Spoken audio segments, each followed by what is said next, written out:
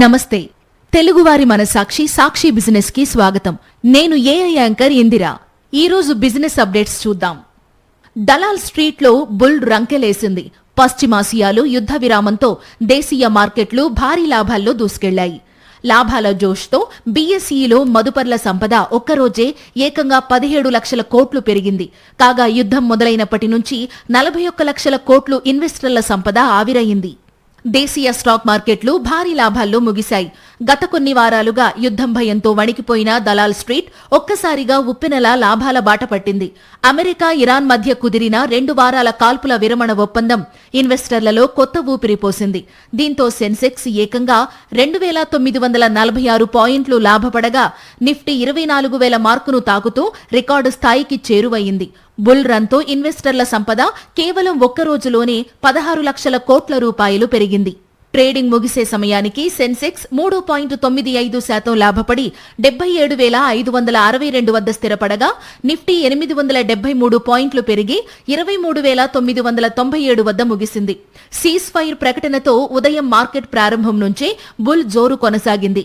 చివరి వరకు అదే జోష్ కనిపించింది. బీఎస్ఈలో దాదాపు 3,705 షేర్లు లాభాల్లో ముగియగా కేవలం 498 షేర్లు మాత్రమే నష్టపోయాయి. ముఖ్యంగా బ్యాంకింగ్, ఆటో, రియాల్టీ రంగాలు మార్కెట్ను ముందుండి నడిపించాయి. నిఫ్టీ బ్యాంక్ ఇండెక్స్ 5 ఏళ్లలో లేని విధంగా ఒక్కరోజే 6% పైగా దూసుకెళ్లి 55,778 పాయింట్లకు చేరడం ట్రేడర్లను ఆశ్చర్యపరిచింది. మార్కెట్స్ భారీ ర్యాలీ వెనుక 3 ప్రధాన అంశాలు ఉన్నాయి. మొదటిది అమెరికా, ఇరాన్ మధ్య కాల్పుల విరమణ ప్రకటన. ఇది గ్లోబల్ మార్కెట్లలో సెంటిమెంట్ను పూర్తిగా మార్చేసింది. రెండోది క్రూడ్ ఆయిల్ ధరలు భారీగా పతనం కావడం. బ్రెంట్ క్రూడ్ ఏకంగా 13.24% తగ్గి $94.80 వద్దకు చేరడం భారత్ వంటి చమురు దిగుమతి దేశాలకు పెద్ద ఊరటనిచ్చింది. చివరిగా మూడోది ఆర్బీఐ మానిటరీ పాలసీ నిర్ణయం. రెపో రేటును 5.25% వద్ద మార్పు లేకుండా ఉంచుతూ గవర్నర్ సంజయ్ మల్హోత్రా తీసుకున్న నిర్ణయం ఆర్థిక వ్యవస్థపై నమ్మకాన్ని పెంచింది. రూపాయి విలువ 50 పైసలు బలపడి 92.56 వద్దకు చేరడం మార్కెట్లకు అదనపు బలాన్ని ఇచ్చింది. ఫిబ్రవరి 28న అమెరికా, ఇజ్రాయెల్ సంయుక్తంగా ఇరాన్పై దాడులు ప్రారంభించిన నాటి నుంచి దేశీయ స్టాక్ మార్కెట్లు తీవ్ర ఒడిదుడుకులకు లోనయ్యాయి. దాదాపు 41 లక్షల కోట్ల ఇన్వెస్టర్ల సంపద ఆవిరయింది. సెన్సెక్స్, నిఫ్టీ దాదాపు 10% పతనమయ్యాయి. విదేశీ సంస్థాగత మదుపుదారులు దాదాపు 1.30 లక్షల కోట్ల రూపాయల విలువైన పెట్టుబడులు ఉపసంహరించుకున్నారు.